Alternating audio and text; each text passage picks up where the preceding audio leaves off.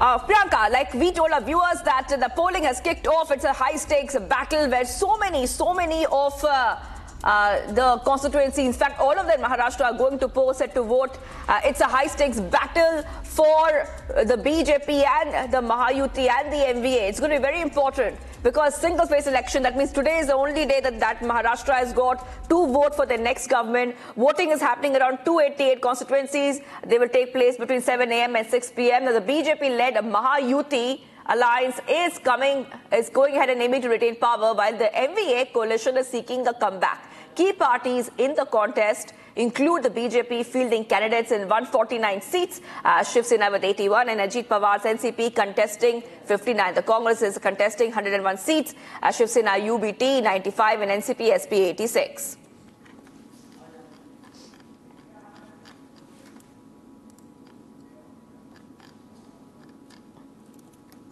Right. So, Priyanka, like we're telling our viewers, we have the candidate lists on the screen for us. We can see that these are the top candidates who are standing in these elections.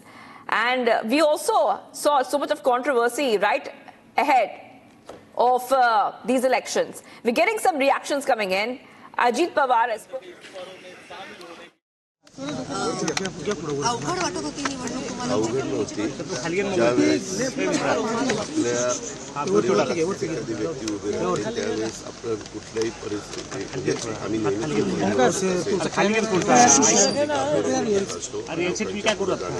करत असतो. मला ही निवडणूक विकासावर न्यायची होती. मला ही निवडणूक सकारात्मक दृष्ट्या कुणावरही टीका टिप्पणी न करता लढायची होती.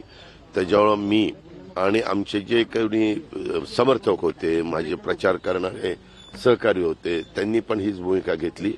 तुम्ही बघितलं असेल आमच्या बहिणींनी दिलेली बाईट किंवा माझ्या मुलांनी दिलेली बाईट किंवा इतर माझ्या जीवाभावाच्या कार्यकर्त्यांनी दिलेली बाईट, महायुतीच्या माझ्या सहकाऱ्यांनी दिलेल्या बाईट, कुठल्याही बाईटमध्ये असं काहीतरी वेगळा एक नवीन इश्यू निर्माण होईल अशा प्रकारची कुठलीही गोष्ट आम्ही होऊन द्यायची नाही असं ठरवलेलं होतं. अजून आता आज संध्याकाळी 6 पर्यंत वोटिंग आहे. ती खबरदारी घेऊ. निवडणूक आचारसंहितेचं तंतोतंत पालन कसं आम्हाला लोकांच्याकडनं होईल याबद्दलची पण काळजी आम्ही घेणार आहोत.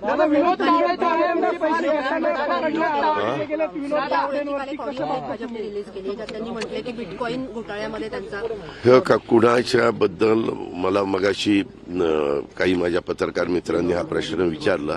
त्या संदर्भामध्ये चौकशी करणे आणि चौकशी करून काय सत्य आहे ते पडताळून पाहिलं गेलं पाहिजे. पण मी आता येताना टीव्ही बघत होता, त्याच्यामध्ये जे 2 आवाज आहेत, मी आपल्याला सांगतो की मी नाना नवल्यांना पण नाना पटोलेंना पण अनेक वर्ष ओळखतो. माझ्यावर ते पूर्वी आमदार पण होते, नंतर ते खासदार झाले, नंतर पुन्हा ते आमदार झाले, सभा आमचे स्पीकर होते एकेकाळी, असं त्या सगळ्या पदावर. त्याच्यामुळे त्यांचा आवाज मला चांगला माहिती आहे. अर्थात मी आवाजाच्या बद्दलचा अगदी करेक्ट सांगणार अशातला भाग नाही. बऱ्याचदा हुबेहूब आवाज काढणारे लोक देखील समाजामध्ये आहे.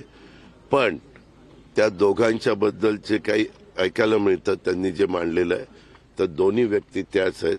तो सुप्रिया सुळेंचाच आवाज आहे, तो नाना पटोलेंचाच आवाज है. तो दादा यही हिंदी में जानना चाहते हैं आपसे कि बिटकॉइन की रिगार्डिंग जो कंट्रोवर्सी हो रही है, भाजपा ने प्रेस कॉन्फ्रेंस लिया, क्या कहना है एग्जैक्टली आपका? जो ऑडियो क्लिप्स वायरल हो रहे हैं उसके बारे में जो कुछ ऑडियो दिखा रहे हैं वो आवाज के बारे में मुझे इतना ही जानकारी है. मैं दोनों को भी बहुत अच्छी तरह से जानता हूँ, बहुत सालों से जानता हूँ.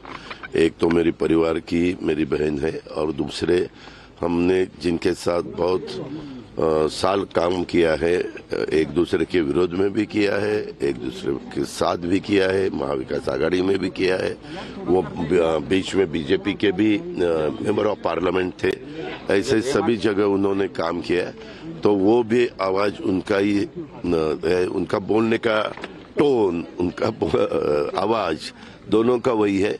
अभी इसके बारे में इंक्वायरी हो जाएगी. इंक्वायरी होने के बाद पता चलेगा कौन है, क्या है इसके पीछे, सच राज क्या है वो पता चलेगा. तो नहीं, ये देखो किसके खिलाफ, कल मेरे भी खिलाफ किसी ने कुछ ऐसा निकाला कि जो जो बोलना गलत है या कानून के हिसाब से या कोड ऑफ कंडक्ट के हिसाब से बराबर नहीं है, ऐसी बातें किसी ने भी करनी नहीं चाहिए। पैसे मिलने का आरोप बहुजन विकास आघाड़ी ने लगाया है। उसके बारे में मुझे पता चला है, मैंने सुना है इलेक्शन कमीशन ने वो जो भी कंप्लेंट है उसके बारे में उन्होंने उसकी नोंद ली है और वो इंक्वायरी कर रहे हैं कि सच क्या है। इससे कोई नुकसान हो सकता है, इससे कोई नुकसान हो सकता है।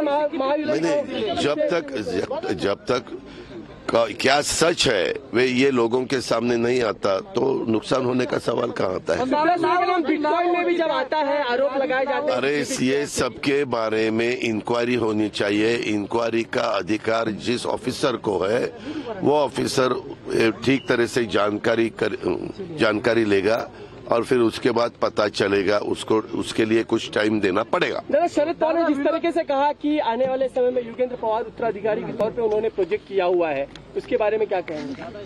अभी उसके बारे में बारामती के हमारे वोटर फाइनल करेंगे कि उनका बारामती का उत्तराधिकारी कौन होना चाहिए। विनोद तावडेंच्या यादीमध्ये नाव होते भाजप नेत्यांची नाव होती का? मी तुम्हाला सांगितलं ना बाबा की त्या संदर्भामध्ये कंप्लेंट केली गेलेली आहे। निवडणूक आयोगाने ते कंप्लेंटची नोंद घेतलेली आहे। त्यांनी त्याच्याबद्दलची इन्क्वायरी करायला सांगितलेले आहे। इन्क्वायरी सगळ्या ज्या काही क्लिप आलेले आहेत, ज्या काही कंप्लेंट्स आलेले आहेत त्या सगळ्याच्या संदर्भामध्ये चौकशी केल्यानंतरच काय हे जो मास्टर माइंड कोण आहे, काय सच आहे, काय झूट आहे हे लोकांच्या समोर येईल। सर्च ऑपरेशन मध्ये आरोप केले गेले की काय आरोप केले? सर्च ऑपरेशन काय दबाव